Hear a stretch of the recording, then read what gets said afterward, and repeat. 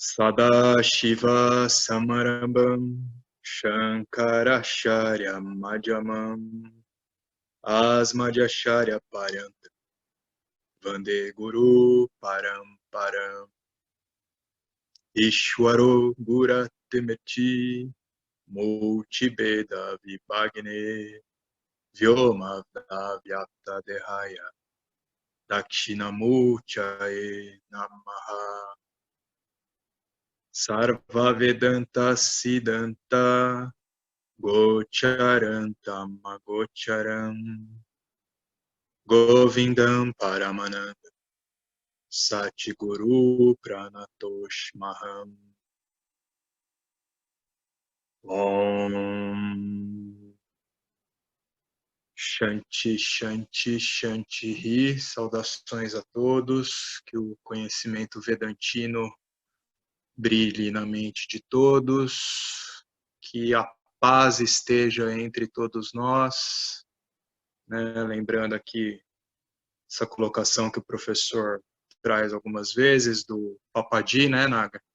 Que ele falava algumas vezes, let there be peace, né? Que a paz esteja, que haja paz entre todos nós. Então, estender essa prece de paz, sobretudo aqueles que nesse momento assim se encontram muito emocionalmente abalados, aqueles que nessa perspectiva aí de um colapso econômico, por uma condição menos favorecida, estão muito desesperados, que esses possam encontrar um pouco de paz em seus lares, dentro dessas circunstâncias difíceis aí da realidade, que a gente sabe que é uma realidade aparente, né? Bom, a gente estava naquele ponto em que o Krishna dá aquela provocada no Arjuna, mexendo um pouco, né, com esses atributos relacionados com a hombridade, né, de um guerreiro, com a virilidade, com a masculinidade de um guerreiro.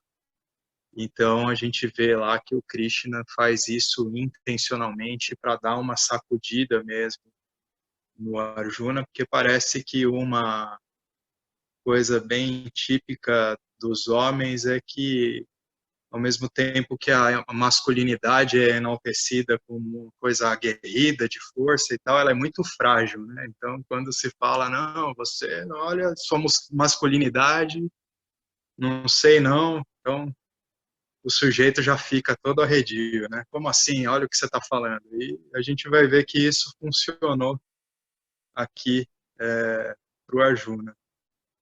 Então, a sessão que a gente ia avançar, eu acho que era essa a descoberta do problema por Arjuna, certo? Então, vamos lá.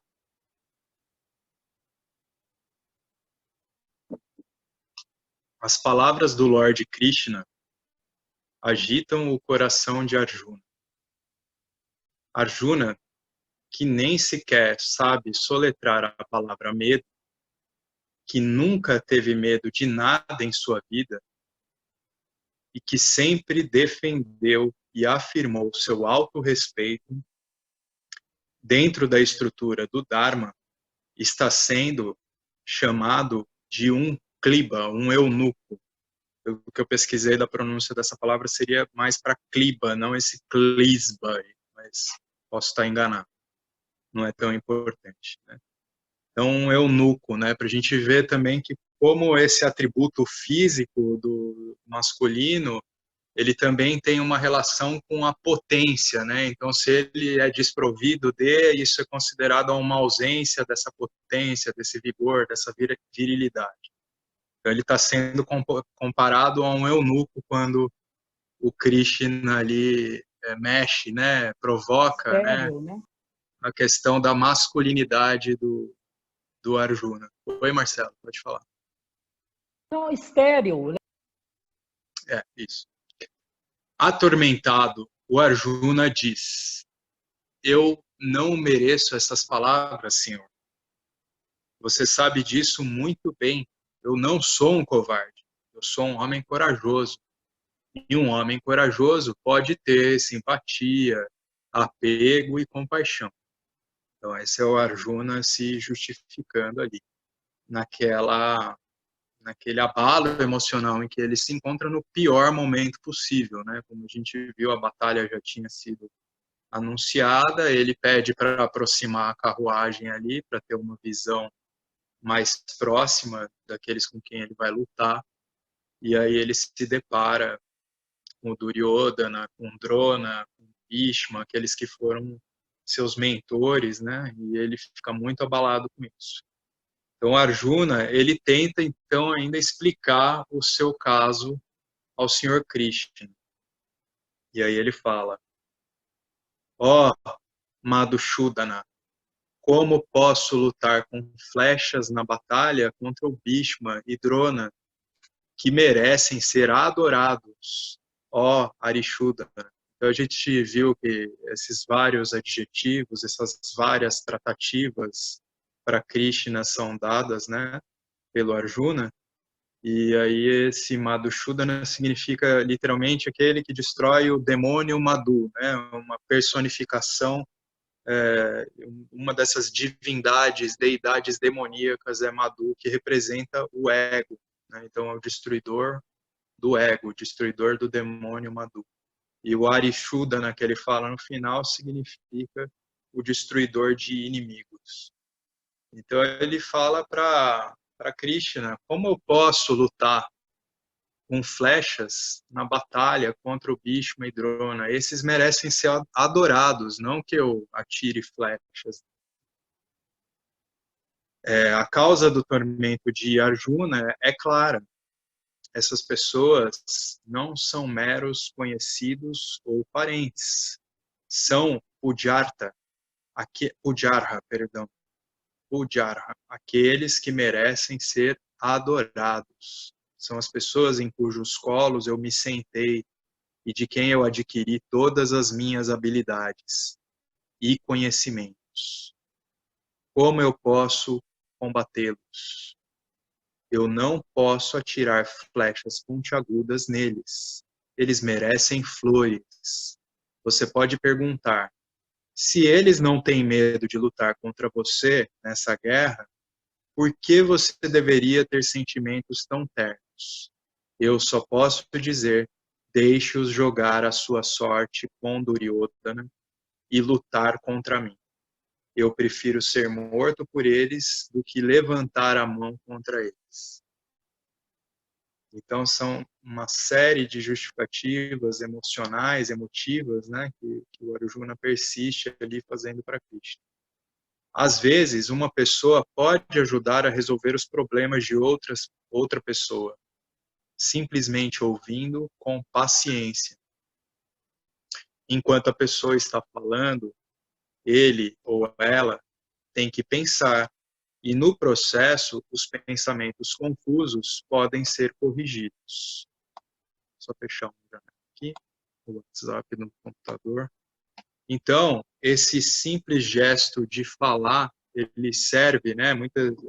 Existem algumas linhas da psicologia, né? Como a junguiana, que você vai lá, o cara, quem não conhece um processo terapêutico desse fica indignado, né? Você paga pro cara só para você falar, o cara não fala nada. Por quê? Porque o simples ato de você falar organiza as suas ideias, né? Você não bota para fora, geralmente, todo esse conteúdo mental que te perturba, e você verbalizando, muitas vezes você se depara, traz reflexões que você não traria se você não estivesse verbalizando, né? Então você traz à tona reflexões, se depara com um problema de uma forma mais clara. Então a pessoa, enquanto está falando, ela tem que pensar, e no processo os pensamentos confusos, eles vão se organizando, eles podem ser corrigidos, né? Então, o Lord Krishna, ele fica ali escutando atentamente todo esse lamento do Arjuna. À medida que o padrão do pensamento do Arjuna vai mudando. Então, vamos ver como é que é isso. Aí ele começa a dizer assim, o Arjuna para o Krishna. É melhor viver de esmolas nesse mundo do que matar esses professores que são dignos de um grande respeito. Até agora, o Arjuna, ele tem pensado apenas no horror de matar o Bhishma, Drona e os outros. Mas agora, depois que ele verbaliza isso, ele começa a pensar em alternativas, ele começa a ter cenários surgindo na mente dele.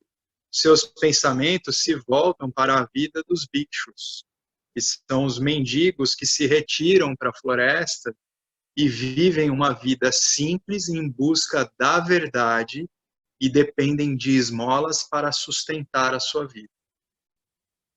Uma pessoa comprometida com a busca do conhecimento é geralmente apoiada pela sociedade que valoriza esse conhecimento, né? Então, só voltando um pouquinho, o Arjuna começa a ter essa ideia, de repente, né, esses renunciantes sim, eles vivem uma grande paz. Olha só, eles não têm que lidar com todo esse negócio sangrento aqui. Eu poderia ser um desses renunciantes vivendo essa paz na floresta, né? Então ele começa a elucubrar a vida de um bhikshu, né? Um desses renunciantes. E aí o Swami Dayananda, ele está falando aqui, né, sobre isso que existe no contexto da cultura hindu, da cultura védica, né? Dessa valorização do conhecimento que vai dar um suporte para a existência desses indivíduos que eles escolhem ser renunciantes porque eles são sustentadores desse conhecimento. Eles não querem saber de nada mais e aí faz sentido dentro desse contexto cultural tradicional essa sustentação dessas pessoas porque eles talvez possam em uma realidade distópica, onde a ausência do Dharma é quase que total, esses serão os sábios que podem, talvez, trazer um pouco mais de discernimento e resgatar o Dharma para a sociedade, né? Então, ele fala aqui que a busca do conhecimento é geralmente apoiada pela sociedade que valoriza o conhecimento. Na sociedade moderna, os cientistas, vamos colocar entre vírgulas aqui, na sociedade moderna, vírgula, sendo dármica, né,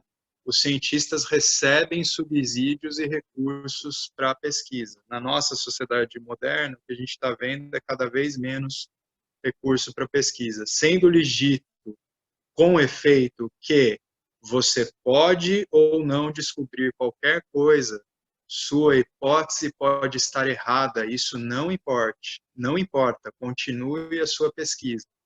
Isso é o suficiente. Né? Que sonho, se fosse assim para todo pesquisador. A gente está vendo um desmonte desse setor. Então, a gente tem hoje um contexto em que são poucos os países que investem alto em pesquisa, inovação, que pode, inclusive, encontrar boas soluções, né, para um mundo que está aí se desestruturando, né, com todos esses abalos por questões ambientais. Agora a gente está lidando aí com o coronavírus. Então, agora o que a gente vê, né, se cabe um comentário à parte aqui da sociedade moderna, que o Swami Dayananda está trazendo, que a gente está vendo é justamente uma pressão sobre os cientistas, porque agora a descoberta de uma solução tem que vir a toque de caixa. Então, é engraçado, né? Durante muito tempo não tem uma devida valorização desse conhecimento, mas na hora que interessa a alguns, não, então agora vocês têm que descobrir para ontem, né? Então, não deveria ser assim, deveria ser como parte do Dharma de toda a sociedade essa valorização desse conhecimento científico de um modo perene, né? Isso é o que realmente pode trazer grandes saltos de desenvolvimento para qualquer sociedade. Então, a sociedade não rejeitará uma pessoa que busca o conhecimento, essa sociedade que valoriza o conhecimento. Então, dessa forma, a sociedade indiana apoia os bhikshus mendicantes, esses que são renunciantes, que se dedicam a vida somente a busca do conhecimento do ser, conhecimento do self, conhecimento da realidade sempre presente, livre de limitação. Com o pensamento, eu preferiria viver na luta do Bhikshatan, né, esse que se torna um bhikshu, uma nova linha de pensamento é desencadeada na mente do Arjuna.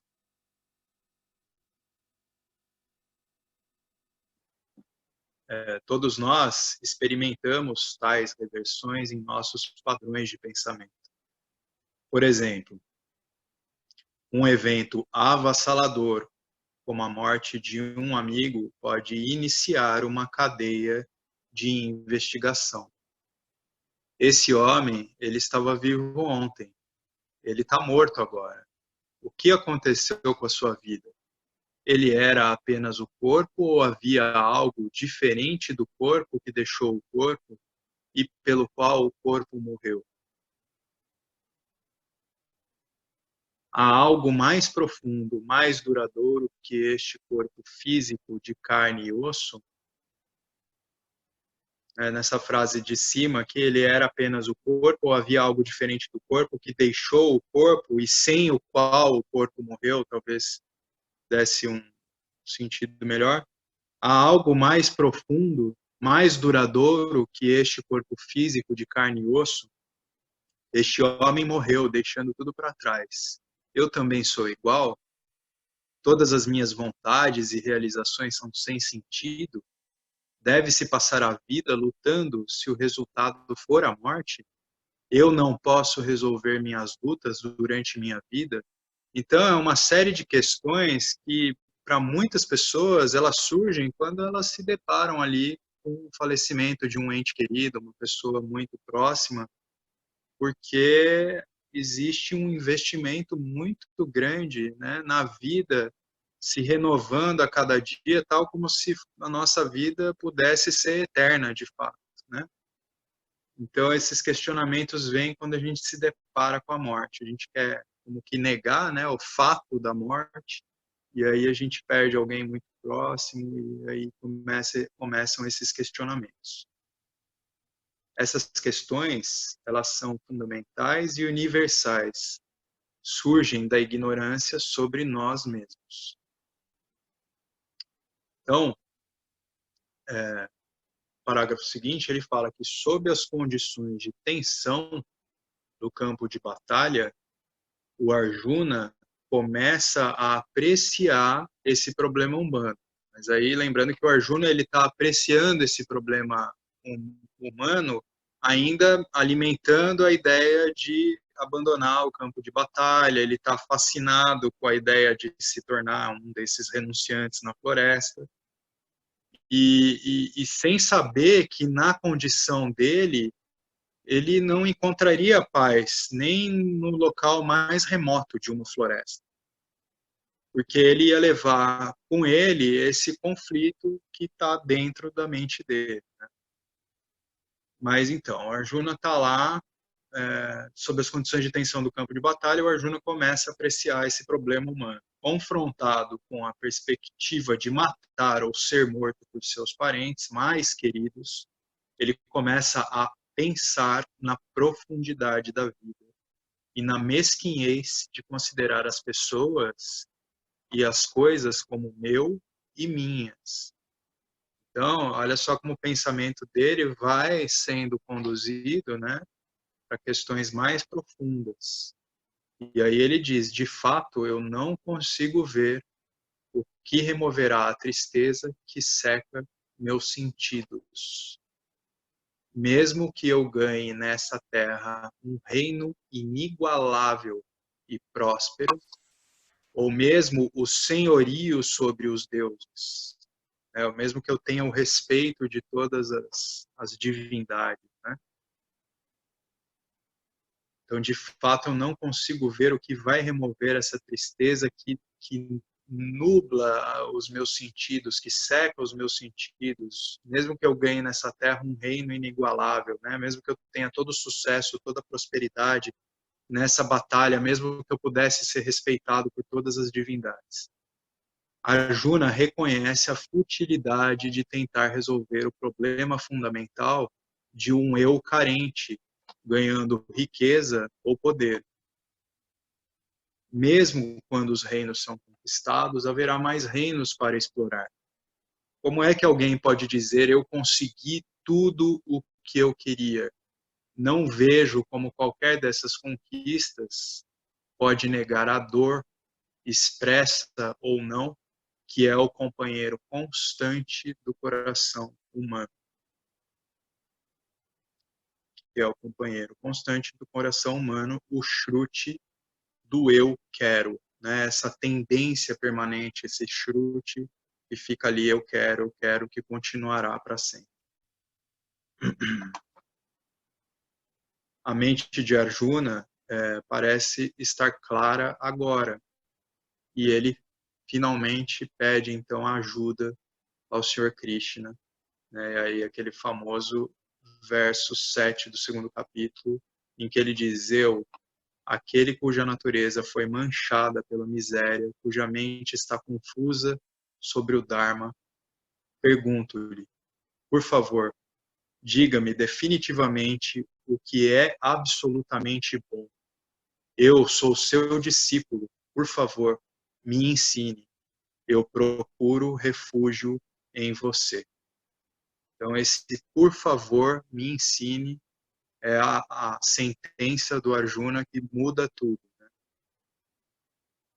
Uma kripana, um avarento, é definida no Bradaranyaka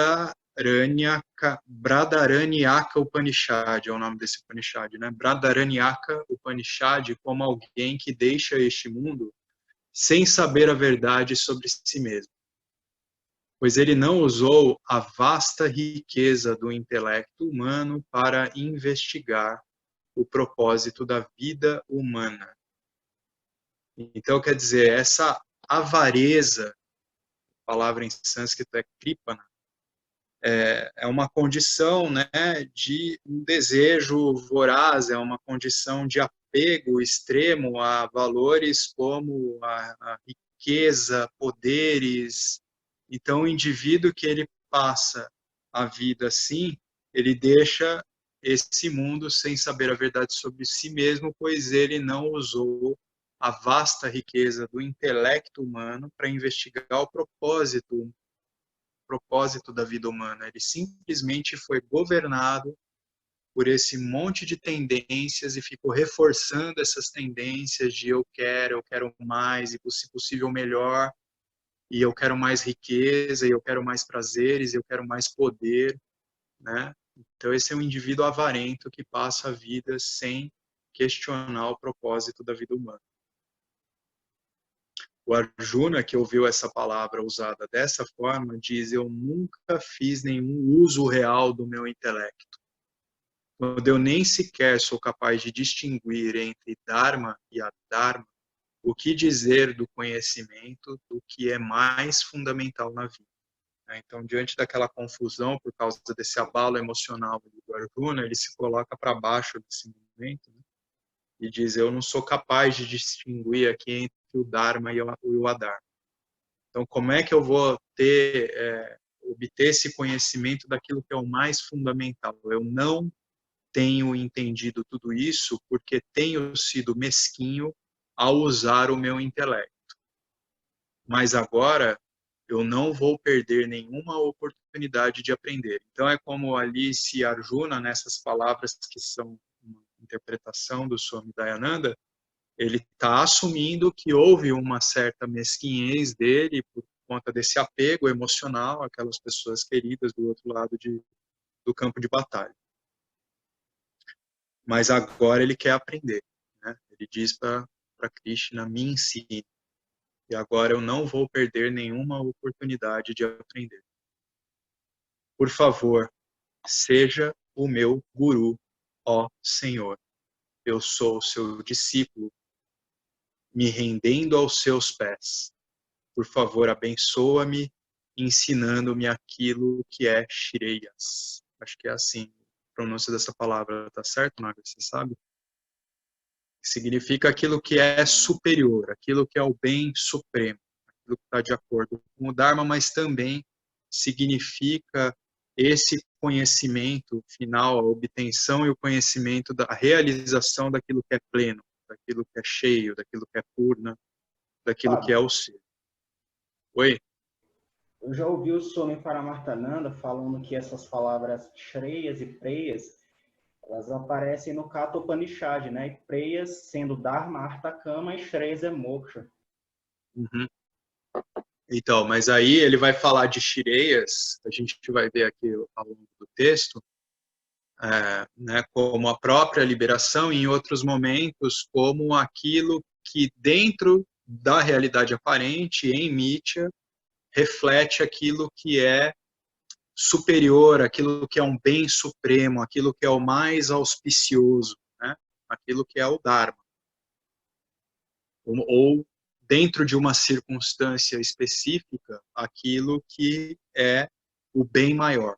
Né?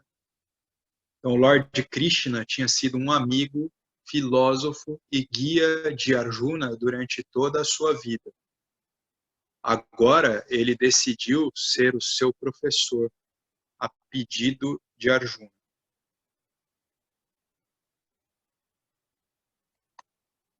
Okay.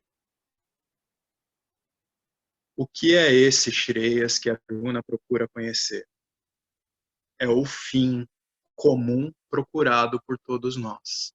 A libertação de qualquer sentimento de desconforto. A descoberta de um ser feliz e completo. Shreyas não é simplesmente o que é bom para si. O que é bom para si mesmo. Não é simplesmente o que é bom para si mesmo, o que é bom para mim pessoalmente. Como é geralmente traduzido, né?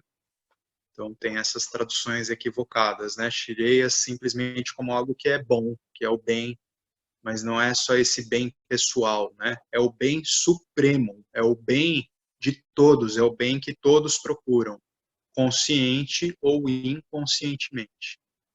Bom é sempre uma palavra relativa. O que é bom hoje pode não ser bom amanhã. Não existe tal coisa como o bom remédio. O que é bom depende da doença a ser curada. Da mesma forma, não há nenhuma ação que seja absolutamente boa. Né? Então, nesse exemplo do remédio, parece que o tema do momento sempre vem, né? Mas, por exemplo, agora, a hidrocloroquina, lá é um medicamento que a gente sabe que ele é altamente tóxico para o corpo. Mas, se realmente comprovada a eficácia dele, para combater esse vírus, né? Então, ok, é válido, né? Então, a gente precisa avaliar o Dharma sempre nesses termos circunstanciais.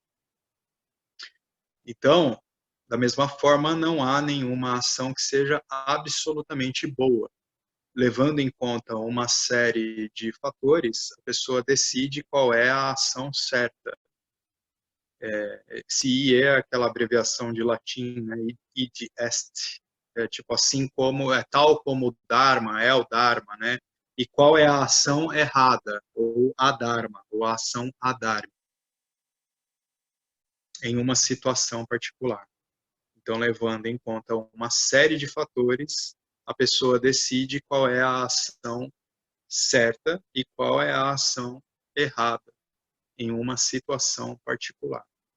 Né? Então, esse entendimento daquilo que é o Dharma, que nem sempre está disponível para um indivíduo, mas ele só vai ser mais ou menos assertivo nesse entendimento do que é o que deve ser feito dentro daquela situação, quando ele busca essa visão mais ampliada de uma série de fatores para decidir aquilo que é o certo, ou seja, não está em jogo só a perspectiva egóica desse indivíduo.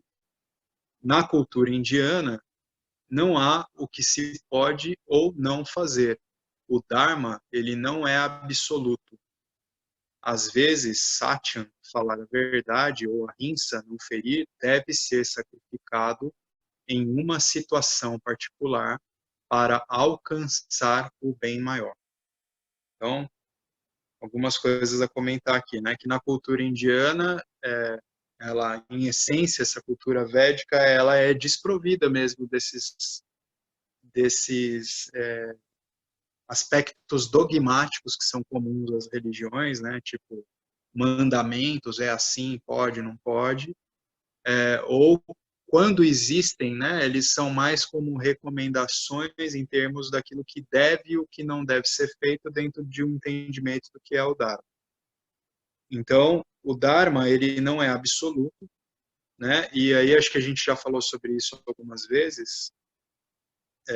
Se a gente analisar, o Bhagavad Gita, ele também é essencialmente sobre essa arte que envolve a verdade absoluta e, por outro lado, a não violência e como a gente, dentro de uma circunstância onde tudo está em tons de cinza, deve defender ambos, né?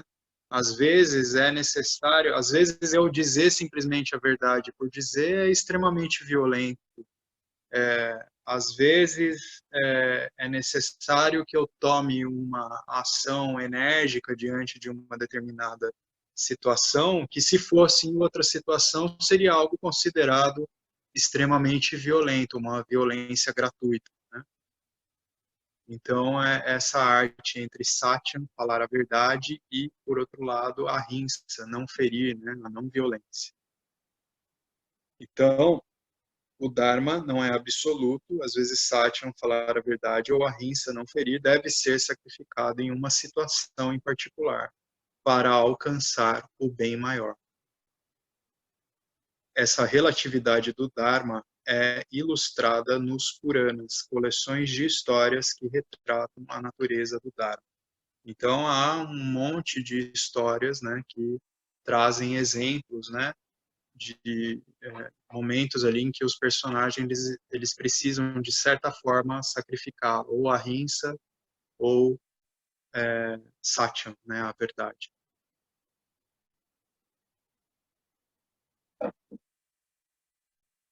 Como não existe um certo ou um errado absoluto neste mundo relativo,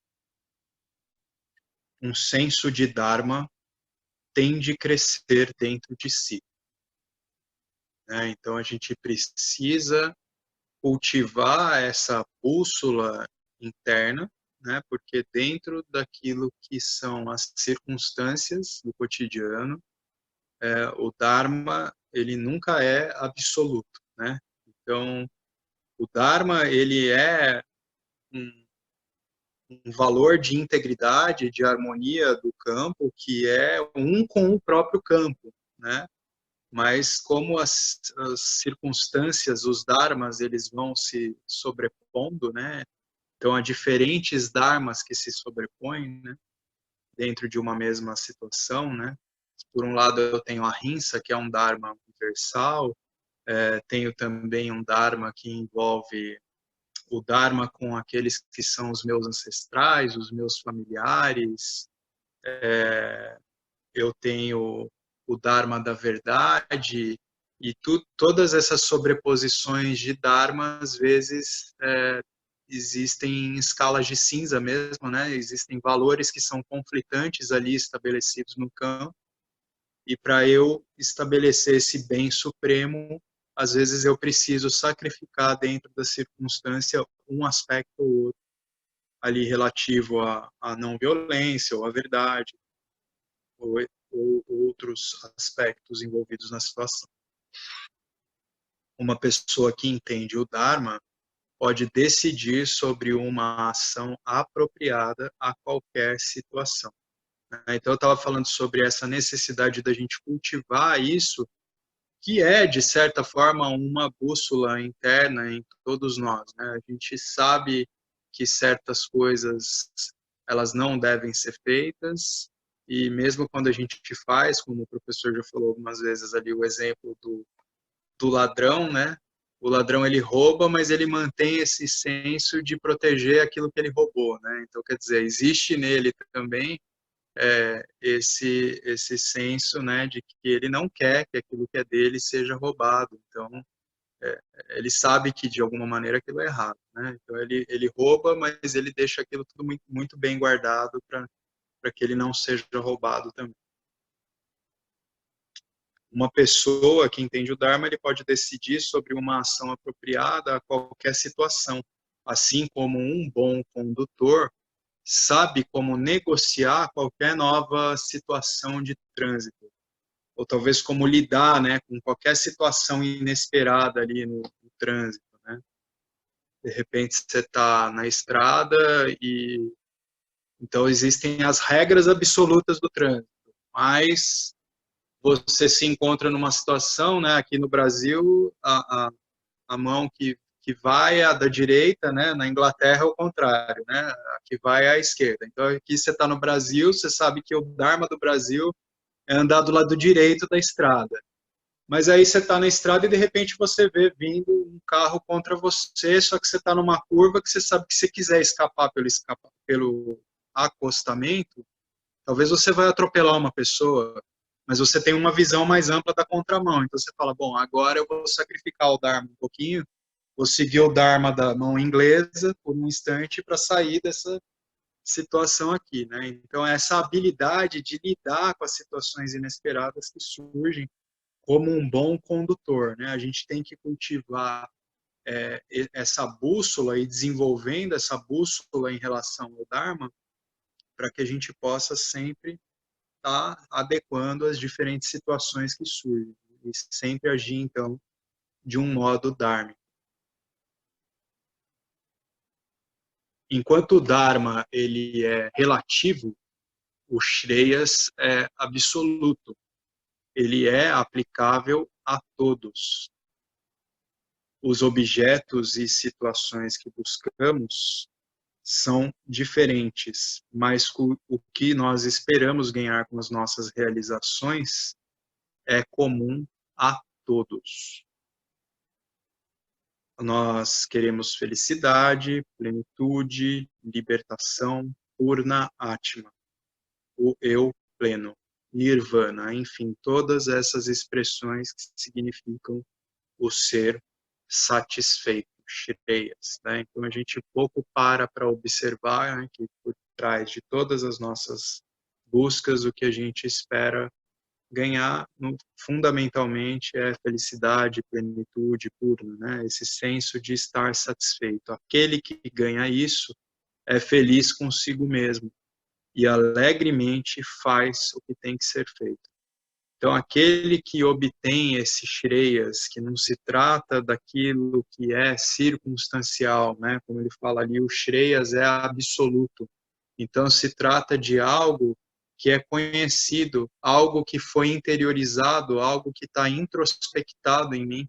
E, portanto, a partir disso, independente das circunstâncias, independente de como o campo se apresenta, independente das ações que eu preciso tomar a respeito de determinadas situações, eu me sinto satisfeito pelo autoconhecimento. Então, o Shreyas é esse absoluto que diz respeito ao autoconhecimento, mas a gente vai chegar lá. Ainda não é essa a lógica que está sendo exposta. Então, aquele que ganha isso é feliz consigo mesmo e alegremente faz aquilo que tem que ser feito, né? Então, antes, a gente está abordando aqui Shreyas como esse entendimento daquilo que é um bem maior e que a gente sabe então aquilo que deve ser feito. A guerra iminente ensinou a Arjuna que no mundo relativo qualquer ganho deve também envolver uma perda. Ao lutar, ele ganharia o reino, mas perderia a sua família.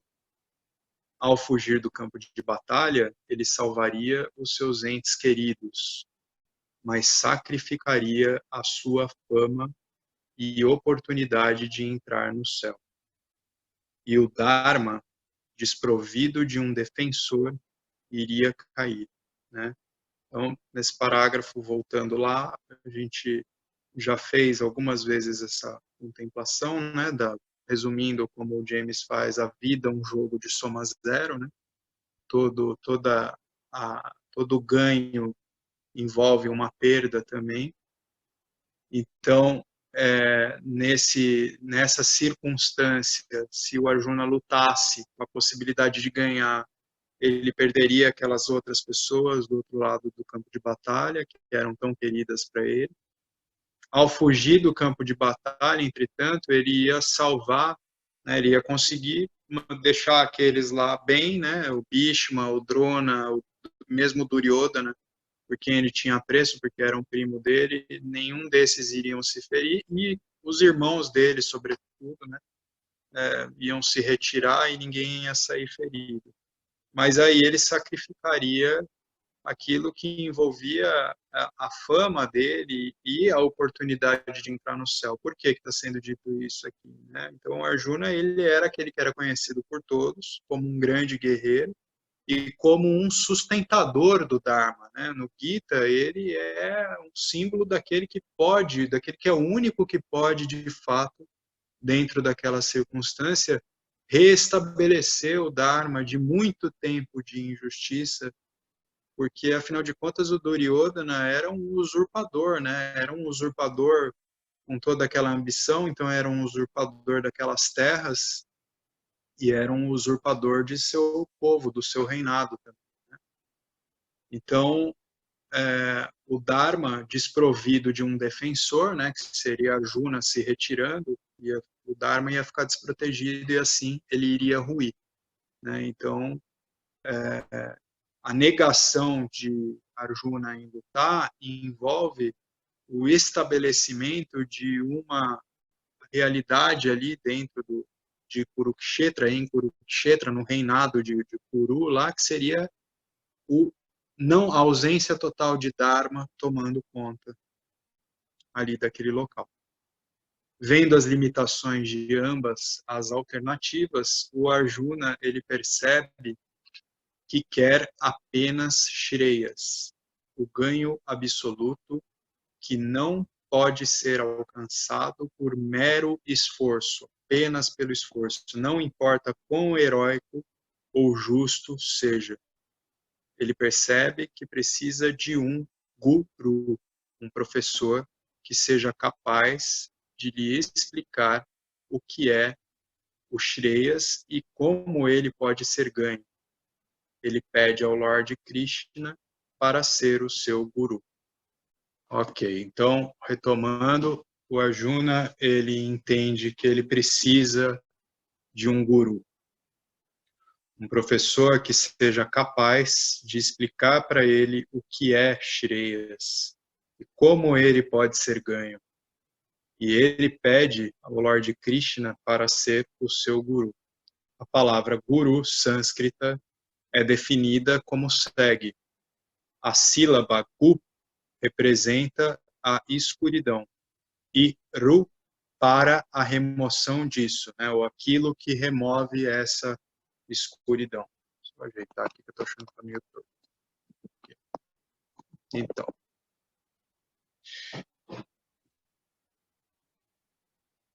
estão me ouvindo bem, né?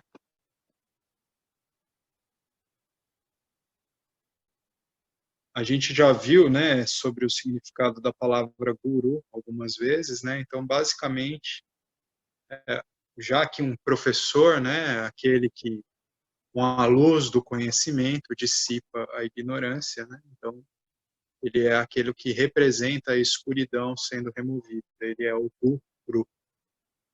A escuridão aqui significa ignorância. Aquele que dissipa a escuridão da ignorância pela luz do conhecimento é chamado de guru. Suponha que um objeto numa sala não pode ser visto, porque a sala é escura. Se eu trouxer uma luz para a sala, eu vejo o objeto. A luz me permite ver algo que estava lá o tempo todo. Eu ganhei o que estava lá pela remoção da minha ignorância sobre isso. É assim que Shreyas deve ser ganho.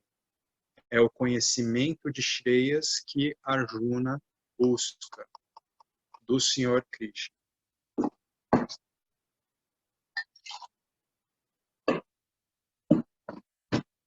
Então, o Arjuna busca esse conhecimento de Shreyas, que é esse bem supremo, que também diz respeito ao ser puro, consciência original, Satyam, mas não somente, né? É aquilo que, como eu tinha comentado antes, em Mithya, né, no âmbito dessa realidade aparente, é aquilo que está em total harmonia com o Dharma. Então a gente pode remover a nossa ignorância fundamental, mas a gente precisa remover essa ignorância sobre as circunstâncias, a ignorância que é circunstancial, aquilo que nos faz assim perceber as situações de um modo cada vez menos egóico, conforme eu vou removendo as situações, e eu vou então ampliando a minha capacidade de entender a situação, até que eu tenho esse conhecimento daquilo que está sempre disponível, porque aquilo que é em total harmonia com o Dharma é como que tecido, né, na integridade do campo, mas a gente não tem a capacidade de entender. Então, assim como o autoconhecimento, o Shreyas é esse conhecimento que muitas vezes ele precisa de uma luz que é jogada diante sobre a situação, e eu percebo os diversos aspectos envolvidos e consigo adquirir uma visão mais ampla da circunstância para que eu entenda, isso é o que deve ser feito. Essa é a ação correta. Né? Então, ele está dizendo aqui, né, que a luz me permite ver algo que estava lá o tempo todo, então eu já ganhei o que estava lá pela remoção da minha ignorância sobre isso. A gente pode falar isso tanto em termos de autoconhecimento, né? A gente está tentando, quando entra nessa senda, né, do buscador espiritual, revelar aquilo que é sempre presente, aquilo que é a realidade ordinária, disponível o tempo todo em todos nós e como todos nós, e a essência de tudo, né? E também a gente pode falar dessa mesma revelação surgindo em termos de uma clareza que surge dentro das situações, né? E nos pede para responder adequadamente ao campo. Então, é o conhecimento de Shreyas que Arjuna busca do Senhor Krishna. Né?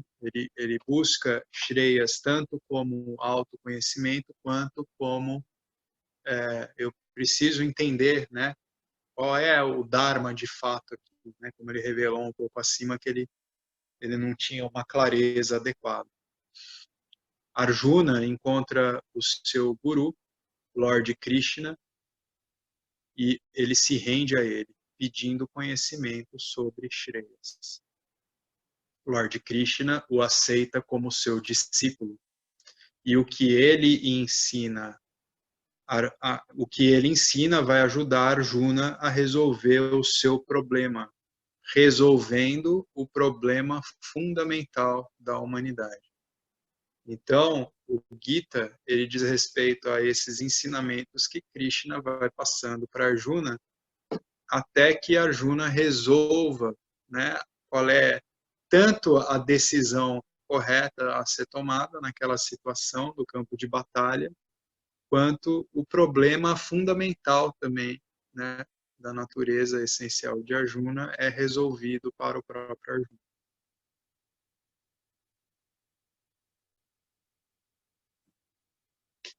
E aí, pessoal, alguém gostaria de falar algo, perguntar? Só um adendo, Fábio. Oi, Alex, tudo bom? Às vezes as pessoas elas acham que o problema delas é um problema pessoal, mas essa última frase do Dayananda explica que, na verdade, todos os problemas pessoais são derivações de um problema fundamental da humanidade. Então, no fundo, é o mesmo problema aparecendo com várias roupagens, né? Você vai no âmago da questão, resolve o problema fundamental da humanidade, e aí aparecem que todos os problemas pessoais são realmente roupagens, aspectos, né? Então, em última instância, não tem um problema pessoal, né? O que temos é um problema fundamental da existência humana mesmo. Sim.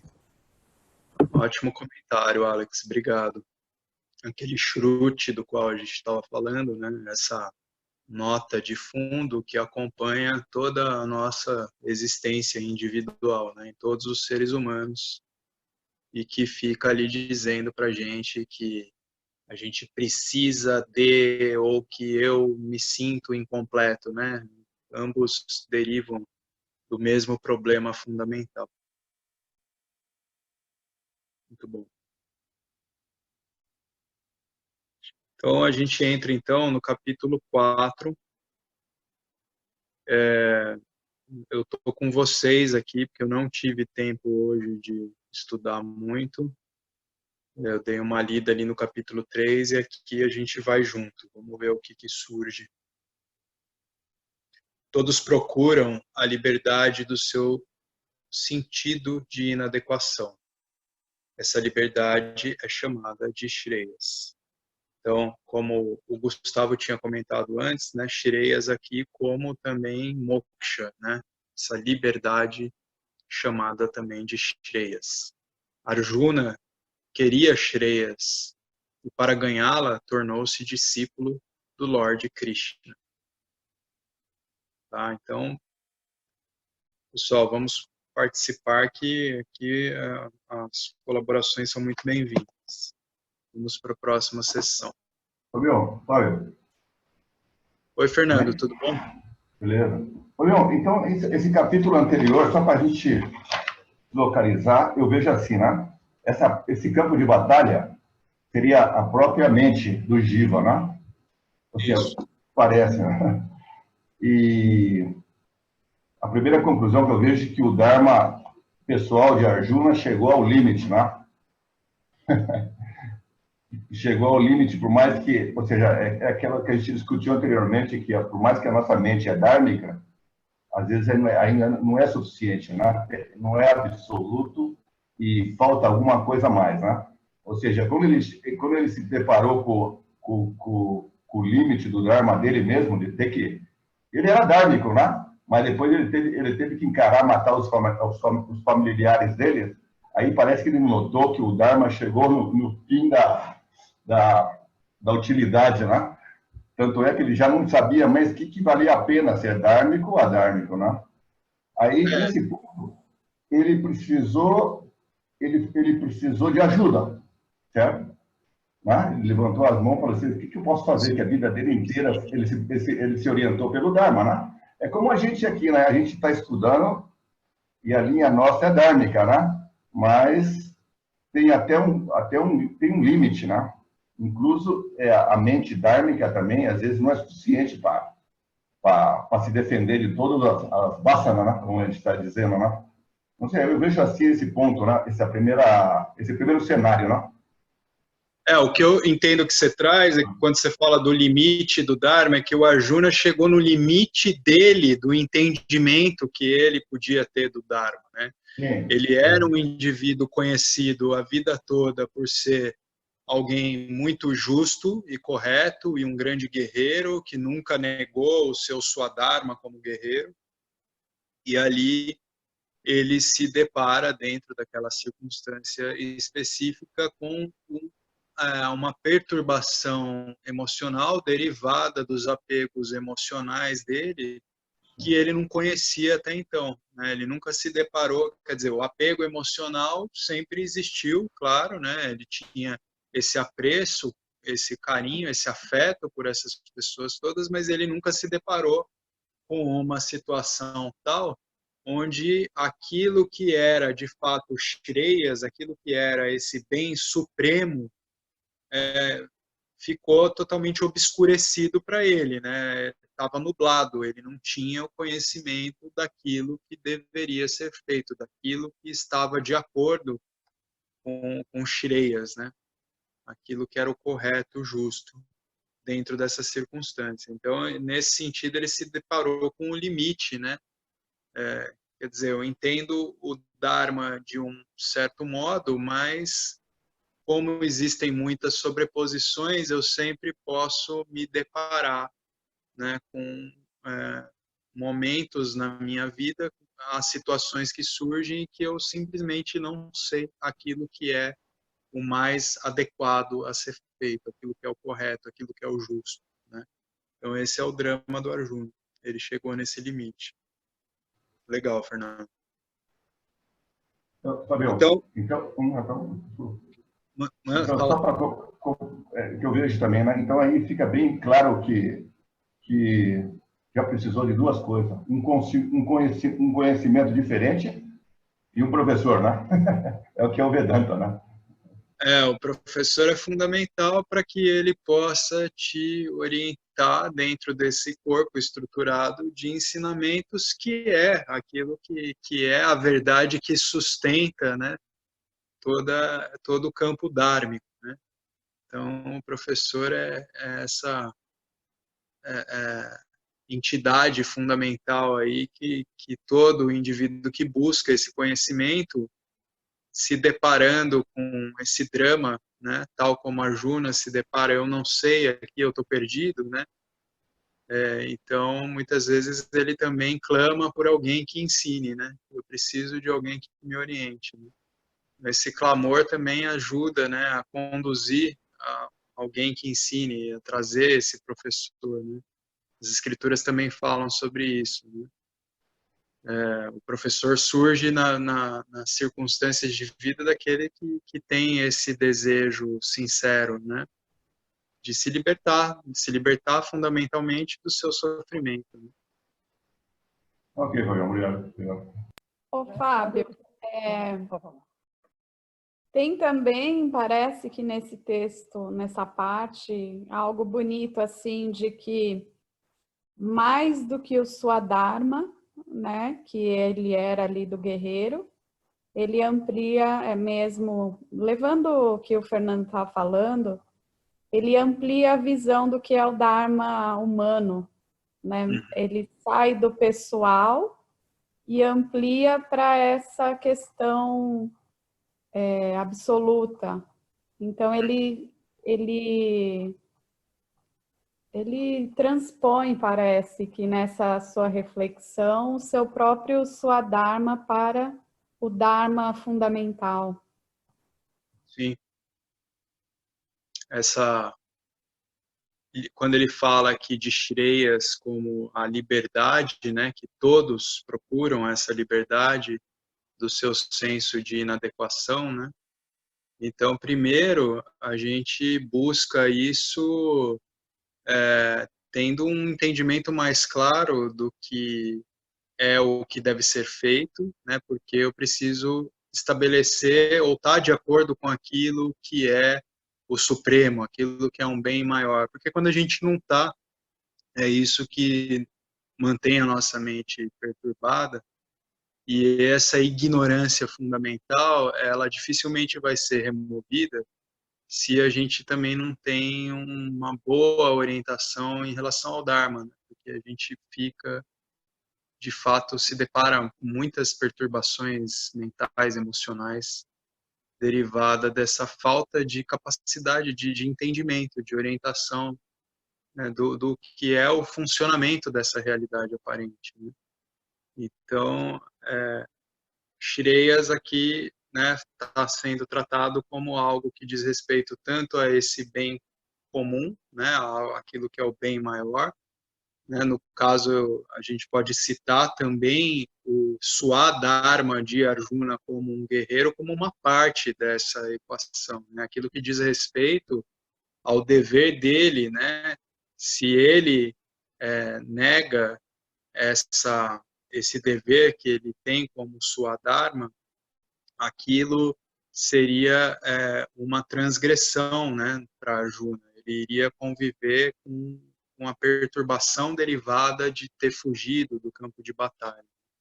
Então, nesse sentido que foi mencionado. Mas você tem toda a razão, Beto. A coisa aqui é colocada e para Arjuna surge como esse entendimento mais amplo, mais ampliado, aquilo que diz respeito à harmonia mesmo da totalidade. E agora você falando me trouxe mais uma reflexão, assim, né? Que embora ele tenha feito essa realmente ampliação do seu Dharma para o Dharma fundamental, ainda o Swadharma estava em jogo e precisava ser também, ao mesmo tempo, né? Como se fosse Satya e Mithya ali, ao mesmo tempo as duas realidades se juntas, né? Se apresentando e precisando ter ações para as duas realidades, vamos dizer assim. A gente precisa existir, né, essa existência aparente do indivíduo, ela precisa estar em conformidade com aquilo que é a realidade essencial e comum, né? Aquilo que é o absoluto. Então, o Swadharma, ele também diz respeito ao Dharma no indivíduo, ou seja, naquilo que diz respeito aos papéis que um indivíduo exerce, se não existe uma coerência, ou seja, tem uma dissonância, então esse indivíduo, ele dificilmente tem uma suficiente capacidade de contemplação para assimilar a sua realidade como a realidade última, que é livre de limitação, né? Que é livre de todos os atributos, que é o imutável, que é essa essência impessoal. Então, precisa haver essa adequação. O nosso Dharma como indivíduo está sempre na equação, né? A gente fala sobre o que é a prática do Karma Yoga, né? Eu preciso sempre considerar o Dharma também, né? Desapegado dos resultados, mas eu considero o Dharma, o que é dentro do entendimento que eu tenho do meu entorno, o que é esse bem maior, mas isso eu não estou me excluindo. Porque quando eu ajo para um bem maior, eu também estou beneficiando a mim mesmo, cumprindo o meu dever, né? E agindo dentro dos papéis que me cabem.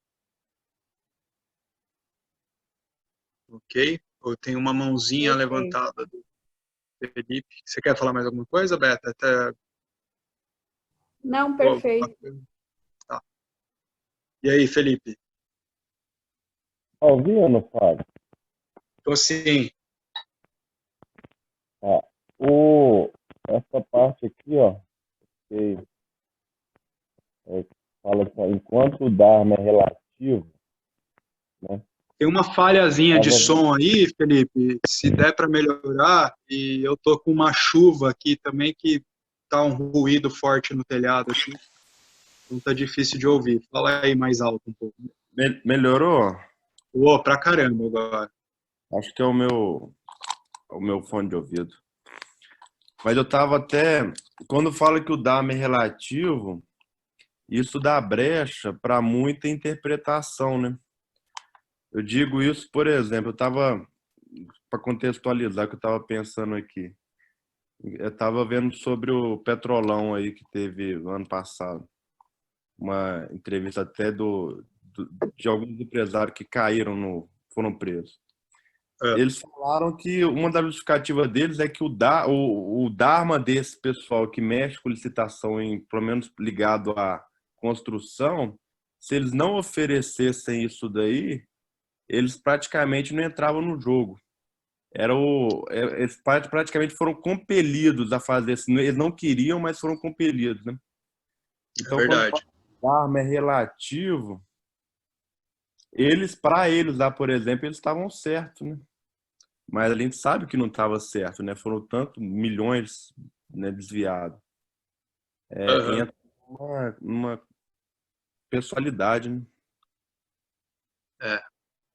Então, olha só como é difícil, né? Como que a gente vai julgar um indivíduo que, para poder fazer as coisas acontecerem, muitas vezes ele tem que se deparar com ou estar de acordo com algumas práticas que são ilícitas, ou ele passa fome, né? Ou ele, porque nem dentro desses contratos existem ali pessoas envolvidas, né? Toda uma equipe envolvida para esses trabalhos. Eu estou citando isso numa escala muito menor, porque a gente sabe como que as coisas funcionam aqui no Brasil. Eu tive uma formação, depois que eu fiz ciências biológicas, eu fiz gerenciamento ambiental, e aí eu fui trabalhar por um tempo com contratos para gerenciamento de resíduo dentro de grandes corporações. E nada acontecia das propostas de projeto que eu aplicava para as empresas, até que eu fui entender que as empresas que ganhavam todas estavam bancando ali para o pessoal que era de compras dessas empresas, para o pessoal que era coordenadores de projeto internos e tal, a churrascada toda, dando computador, dando televisão, dando uns benefícios.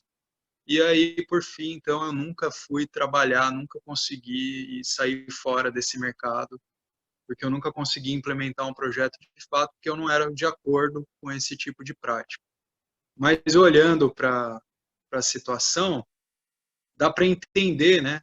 Porque como é o jeito que a banda toca, se o indivíduo ele não cede a esse tipo de acordo, né, um acordo ilícito, ele simplesmente não consegue botar uma equipe de pessoas que está dependendo dele para trabalhar, para sustentar suas famílias e tal. Então, bem complicado, né?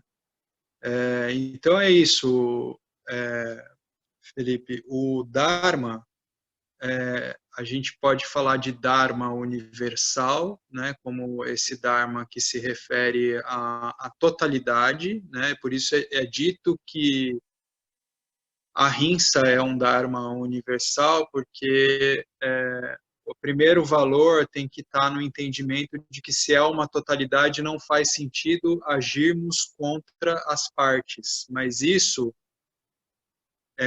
precisa ter uma readequação desse entendimento de Dharma conforme também surgem as circunstâncias específicas dentro do campo e algumas vezes para a sustentação de um bem maior eu preciso sacrificar outros aspectos do Dharma, né? Então, de uma maneira genérica aqui, o Swami Dayananda colocou o Dharma como circunstancial, mas ele também é absoluto em termos de Shreyas, que é esse bem maior, né? Que é o absoluto, que é o Dharma da totalidade mesmo.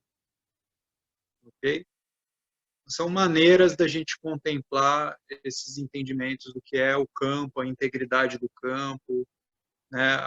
As sobreposições que existem daquilo que são os aspectos do Dharma. Beleza? Bacana. Então, sem causa para a tristeza. Eu li a parte de cima, essa liberdade é chamada de Shreyas, Arjuna queria Shreyas e para ganhá-la tornou-se discípulo do Lord Krishna. Então, sem causa para a tristeza. O Lord Krishna, ele começou o seu ensino com uma declaração muito reconfortante. Você está lamentando por aquilo que não merece dor, embora você fale palavras de sabedoria. Os sábios não sofrem, nem pelos vivos e nem pelos mortos. Olha só que legal. Hoje o texto lá que foi publicado do James sobre o coronavírus, para voltar no tema, ele cita justamente esse verso aqui, que é o verso 11, que é um verso bem famoso também do Gita, né? O verso 11 do capítulo 2. Os sábios não sofrem nem pelos vivos e nem pelos mortos. Aí o Swami Dayananda continua. Este, então, é o 11º versículo do 2º capítulo do Gita.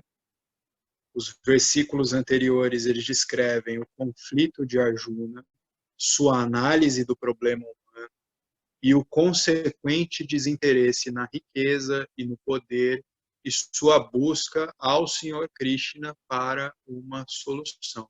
Então, nesses versos anteriores, o Arjuna também está mostrando uma série de qualificações que apontam para que o valor maior dele está na obtenção de Shreyas como liberdade, né? Como a gente leu ali em cima. Porque ele já também não vê valor todo desses questionamentos que derivam do conflito emocional dele, ele não dá mais valor, né, à riqueza, poderes, ok? Então, esse versículo é o primeiro versículo do ensinamento do Senhor, né? O primeiro versículo onde vem, tipo, agora começam os ensinamentos de Krishna para valer. E assim também é considerado o primeiro versículo do Gita. É aqui que o Gita começa. O Gita se trata fundamentalmente desse ensinamento de Krishna para Arjuna. Shri Shankaracharya começa seu comentário sobre o Gita com este versículo. O Senhor Krishna afirma claramente que não há motivo para a tristeza. Embora às vezes a pessoa esteja triste, o Senhor vê a tristeza como um intruso, como um germe que entrou no seu sistema. Não se pode tolerar uma partícula de poeira no olho ou um germe no estômago, né? Todos nós, a gente sabe que a tristeza, ou a gente toma a tristeza como algo que não é natural, né? Senão a gente poderia eventualmente acordar com uma aceitação, né? Tipo, hoje eu acordei meio triste, tudo bem, vou passar o dia triste então, mas não é assim que a gente opera, né? A gente quer distância da tristeza. O sistema não tolera nada de alienígena. Isso deve ser expulso. Tristeza também é intolerável a alguém. E isso indica que a tristeza contradiz a sua verdadeira natureza. Pode parecer uma afirmação ousada, mas não é. Não é verdade que não se quer a dor, que só se busca a felicidade e a liberdade da dor? É uma pergunta, perdão. Então, não é verdade que não se quer a dor e que só se busca a felicidade e a liberdade da dor? Eu não conheço ninguém que acorde dizendo hoje eu quero sofrer um bocado. A gente sempre busca felicidade. Assim como o doente quer primeiro se livrar da sua doença e depois buscar o prazer, o homem anseia pela ausência de dor, né? Então, tem um escalonamento, né? Se o indivíduo ele está aflito por muita dor física, ele não consegue nem sequer pensar sobre o prazer de deglutir de degustar de uma boa refeição, ou sobre o prazer sexual, que seja qualquer tipo de prazer, porque ele está com dor, né? Então, o primeiro desejo desse indivíduo vai ser: eu quero me livrar da dor, né? Uma vez liberto da dor, a gente consegue começar a pensar em curtir os prazeres. O homem anseia pela ausência da dor e depois pela presença da felicidade, já que a dor é estranha à sua natureza. Antes da gente passar para essa próxima sessão, alguém gostaria de colocar algo, perguntar algo? Vamos lá, as limitações do ser humano. Aí eu vou ler essa sessão aqui, deixa eu ver se ela é muito longa. Ela é longa, mas se surgirem aí questões e tal, vamos ler elas. São 9h27 agora. Ou alguém tem alguma questão que gostaria de colocar agora?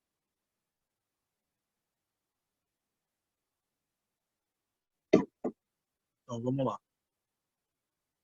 Todos sofrem de um sentido de limitação, mas ninguém aceita isso, porque não se pode ser feliz como um ser limitado.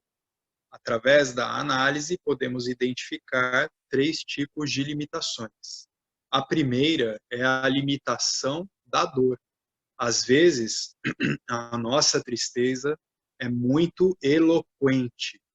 Às vezes, é apenas uma tristeza desagradável. Mas a base da tristeza, o sentimento que é não está tudo bem comigo, está sempre presente.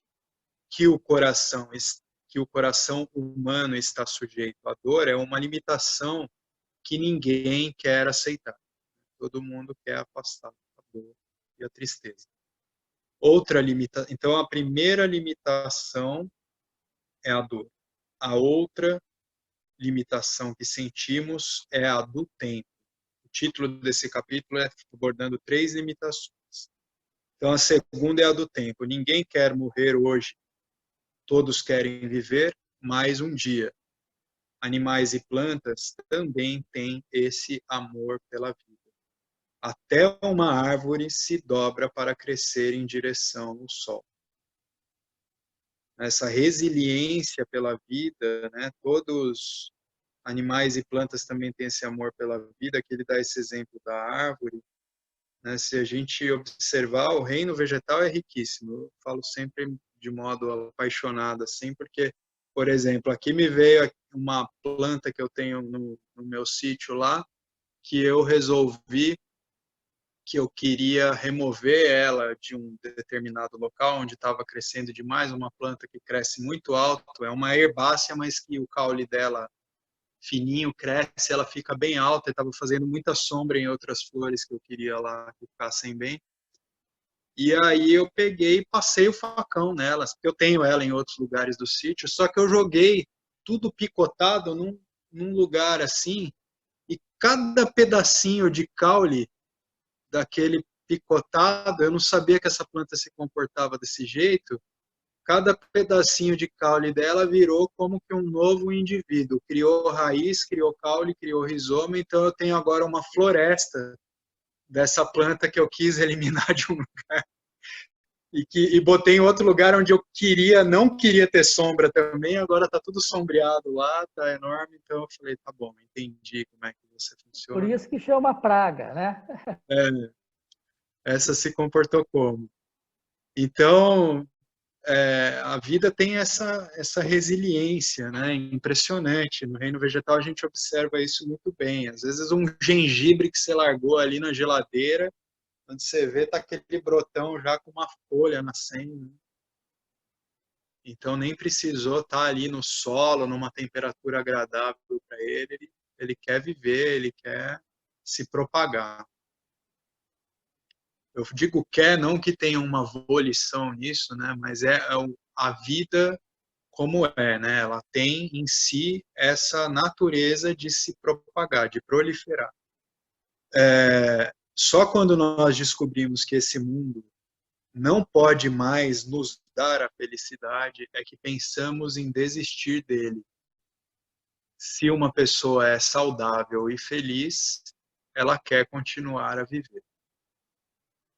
Então, quando o indivíduo chega, né, ele está aqui citando um indivíduo que tem pensamentos suicidas mesmo, estou entendendo, né? Se esse indivíduo descobre que o mundo não pode mais nos dar felicidade, que pensamos, não, perdão, a gente está falando da desistência sábia mesmo, né, da conclusão do indivíduo de que o mundo ele não pode dar felicidade, porque o mundo não pode dar nenhuma felicidade que seja permanente, né? Então essa desistência do mundo, no caso, a desistência pelo autoconhecimento, que não é uma desistência de fato, né? A gente continua operando de um modo muito sábio no mundo e agindo para com ele.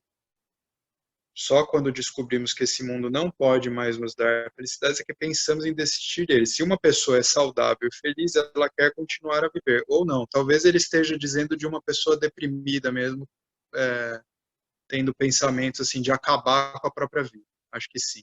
Agora que eu li a frase completa, acho que sim. Então, talvez seja esse amor pela continuidade da vida que explica o desejo de ter um filho ou uma filha, ou que nos impele a gravar o nosso nome numa pedra. Ninguém quer desaparecer sem deixar um rastro, né? Aquela história de que todo homem deveria ter um filho, plantar uma árvore, escrever um livro, bababá, né? Não, não, o mundo está precisando de pessoas pararem de ter filho, né? Já tem muita gente, mas aqui o que tá, a ideia que está implícita é essa, né? Talvez, ele põe aqui um talvez, né? Esse instinto natural de propagação da vida, que nos leva a querer ter filhos, tem a ver com esse amor que a gente tem pela vida e pelo desejo natural que a gente tem de propagá-la, né? E talvez pelas mesmas razões a gente tenha essa inclinação de deixar algum rastro no mundo, né? Então eu vou lá, escalo uma montanha, daí eu cravo o meu nome na pedra, cheguei aqui, então, né? Ninguém quer desaparecer sem deixar um rastro. Sabemos que todos morreremos um dia, né? A gente sabe, querendo ou não, é um fato da vida, né? A gente age como se quisesse ignorar, mas todos sabemos que a gente morre um dia, né? Que o corpo chega ao fim um dia. E, no entanto, nós queremos viver pelo menos por hoje. O desejo de viver hoje é o desejo de ser eterno. Não queremos admitir que somos mortais, mesmo sabendo muito bem que nosso nascimento e morte estão marcados nas areias do tempo. A mortalidade, uma limitação em relação ao tempo, né? Essa segunda limitação, é a segunda limitação que nós não podemos suportar, né? Todo mundo gostaria, né? A maioria das pessoas aí, se tivesse a possibilidade de ser imortal, o Highlander, né? Iria optar por isso, né? Todo mundo ama viver e não gosta de pensar no fato da morte. A terceira limitação que a humanidade sofre é a ignorância. Se uma pessoa não está matriculada em uma escola ou em um instituto de treinamento, pelo menos ficará na janela para ver o que está acontecendo na rua. Esse comportamento é uma expressão do nosso amor inato pelo conhecimento. Então, todos nós, a gente tem esse amor inato, né? Já vem conosco, assim, esse amor por conhecer, né? A gente olha um bebezinho se desenvolvendo, ele é uma maquininha de obter conhecimento, ele não tem muito parâmetro, ele muitas vezes vai se colocar ali em situações arriscadas, vai o bebezinho ali engatinhando em direção à escada, porque ele quer, aí você tem que ir lá, né, e tirar o bebê. E o bebê, ele vai assim explorando o mundo, né? Às vezes vai chegar perto, vai se apoiar para ficar em pezinho no fogão que está quente, aí queima a mãozinha e tal. Então a gente tem que cuidar, porque como ele não tem ainda esses parâmetros, ele vai aprendendo, porque ele é essa maquininha de obtenção de conhecimento e experiência. Então isso é inato, né? Então a gente tem essa necessidade depois eu vou ler aqui um comentário da Tuzita que apareceu. Então a gente tem essa necessidade de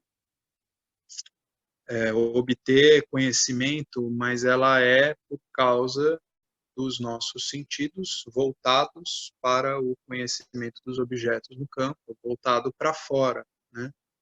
Então todos nós a gente tem essa necessidade inata de adquirir algum conhecimento do campo. Uma pessoa que é muito pouco instruída, ela, quando sai do contexto dela, onde de repente essa falta de instrução não é para ela desconfortável, mas se ela é colocada num outro contexto, ela vai se sentir muito desconfortável, porque então, ela está cercada por pessoas que são mais instruídas, aí ela percebe que tem muitas coisas que ela não sabe, que para as outras pessoas é muito natural, então ela vai se sentir mais inadequada, né? Porque todos nós, a gente quer, né, ter o conhecimento cada vez mais ampliado.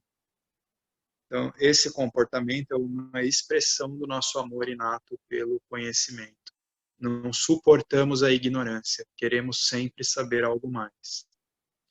Se você examinar todas as suas atividades, pravriti ou nivriti, você descobrirá que toda a sua vida você tem tentado superar essas 3 limitações.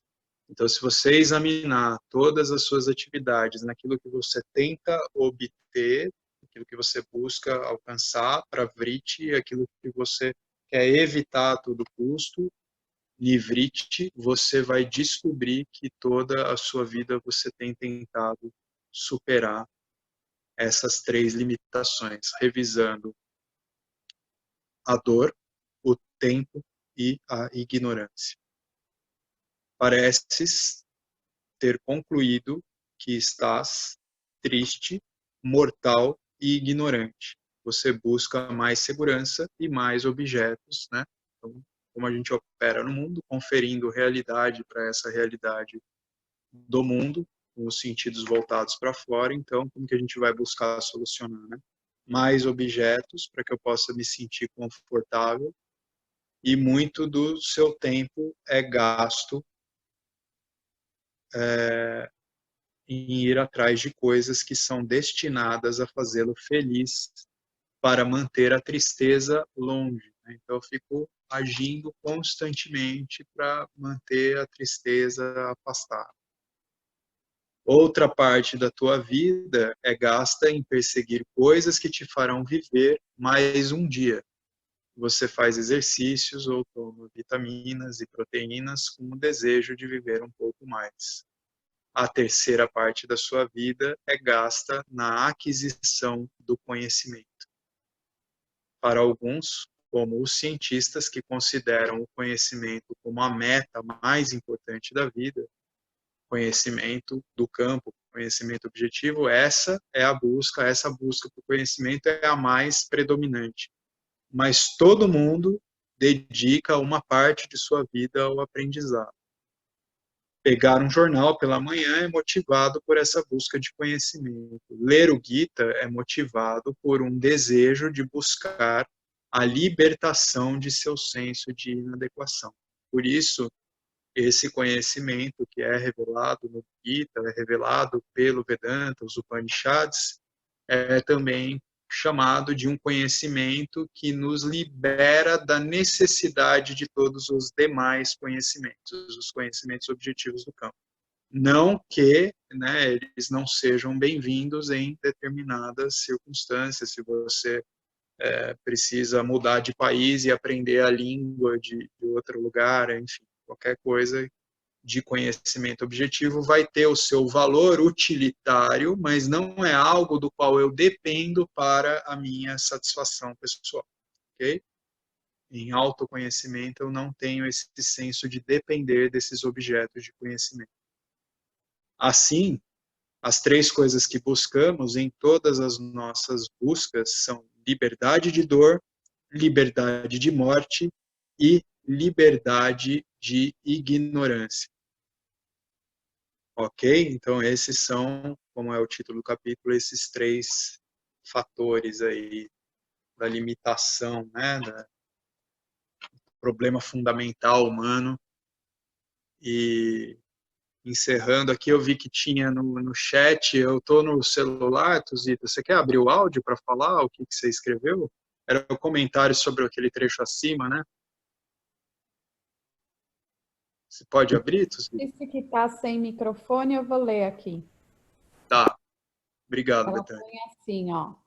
Talvez mesmo o suicida queira apenas se livrar do sofrimento e não Exatamente. da sua essência na vida.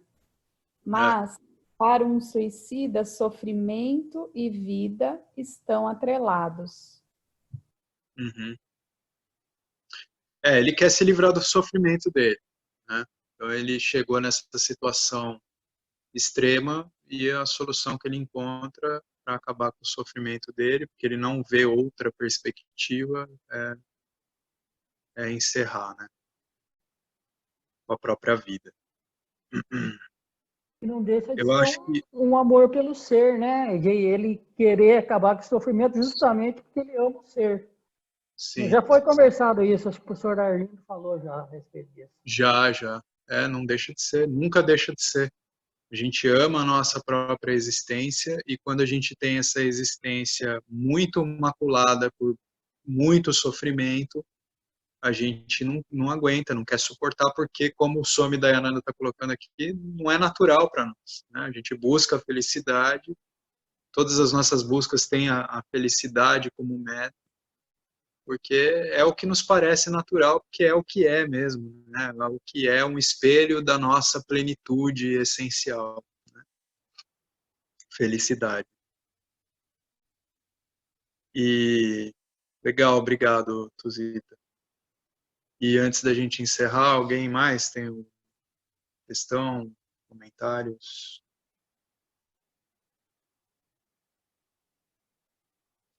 Não? Então, a gente deixa essa sessão problemas ilegítimos para o próximo encontro. Vamos fazer aqui o nosso encerramento. Om Purnamada Purnamidam Purnamudachyate Purnasya Purnamadaya Purnameva Vashishyate. Om Shanti, Shanti, Shanti. Boa noite a todos.